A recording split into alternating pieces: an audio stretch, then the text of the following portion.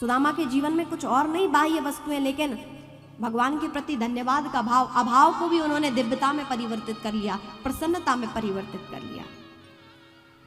कहते हैं कि जिंदगी में मुश्किलें तमाम हैं, फिर भी इन होठों पर मुस्कान है। जिंदगी में मुश्किलें तमाम हैं और फिर भी इन होठों पर मुस्कान है, क्योंकि जब जीना ही हर हाल में है तो मुस्कुराकर जीने में क्या नुकसान है। जब जीना ही हर हाल में है तो मुस्कुराकर जीने में क्या नुकसान है।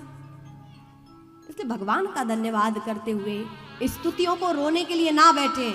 जो है परमात्मा का दिया हुआ है, कर्म के कारण सब हमारे आगे आ रहा है, इस बात को समझते हुए, परमात्मा का चिंतन करते हुए, संतुष्टि भाव रखते हुए, प्रयास करते हुए जीवन में आराम से रहने का भाव रखें। यह हमें सीख मिलती है सुदाम देव जी महाराज के जीवन से। बहुत कष्ट है जीवन में, लेकिन कोई शिकायत नहीं। अब पति तो भगवान का भजन करते हैं, सुशीला उनकी पत्नी भी परम दिव्य है, अपने पति के अनुकूल चलने वाली है, परम भाव में रहने वाली है। लेकिन आज बहुत सारे दिन हो गए, बालकों ने कुछ खाया नहीं, दंपत्ति तो रह गए, पति पत्नी खाए बिना व्रत किए, लेकिन बालकों से ना रहा गया। छोटे बालक हैं, आज 4 दिनों से चूल्हा नहीं जलाता, बालक रो रहे हैं, माँ मुझे भूख लगी है, भूख लगी है, भूख लगी है, माँ यदि भोजन नहीं मिला तो हम तड़पते तड़पते मर जाएंगे। और माँ अपने पुत्रों को मरते हुए कैसे देख सकती है। भूख में छटपटा कर कोई पुत्र उसकी माँ के सामने मर जाए तो कैसे रहे। माँ कैसे समझा रही अपने बालकों को, देखिए उस दुख में भी। चूल्हा जलाया, उस पर केटली रखी, डेलची रखी, एक पात्र रखा, बर्तन रखा, उसमें पानी डाला और पत्थर डाल दिए। पत्थर उबल रहे हैं, ढक दिया, पत्थर उबल रहे हो। माँ कह रही है बेटा शांत हो जाओ, चुप हो जाओ, खिचड़ी बन रही है। बालकों को आशा दिए हुए है कि खिचड़ी बन रही, माँ यहाँ पत्थर उबाल रही है, बच्चों को आशा झांसा दिए हुए हैं कि खिचड़ी बन रही है।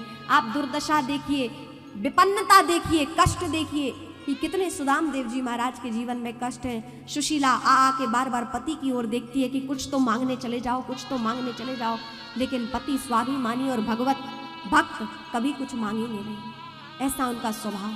पत्नी जानती कि हमारे पति कुछ मांगेंगे नहीं किसी से, जो भिक्षा में मिल जाए ठीक, नहीं मिला तो भूखे रहेंगे, लेकिन मांगेंगे नहीं, शिकायत नहीं करेंगे, परमात्मा सा भी नहीं।